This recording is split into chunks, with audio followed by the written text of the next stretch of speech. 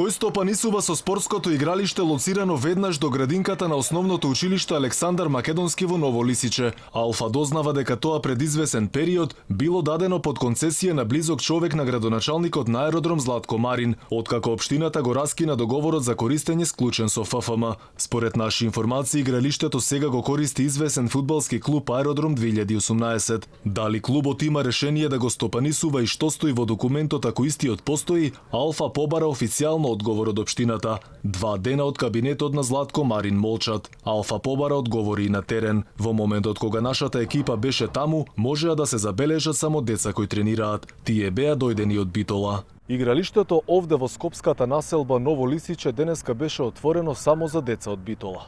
Но останува отворено прашањето зошто не може да спортуваат останатите граѓани за кои е наменето случај каков што беше изминатиот период. Оние кои беа да ги гледаат децата како тренираат, немаат појма кој стопанисува со спортскиот терен. Тука биле само да ги гледаат децата кои специјално дошле од Битола во Скопје. Појма немам, не сме од тука ние. Не сме од тука, од Битола сме гледаме децата пелисте да игра. Немам појма, да. Значи за приватни потреби. Да. Појма нема. Не знаете. Од Битола сме. Значи само за утакмицата стега сте дојдени. Да, за децата наши да ги гледам. Случајно поминав и гледав деца играат фудбал и така. Значи не знаете кој е? Не знам стварно.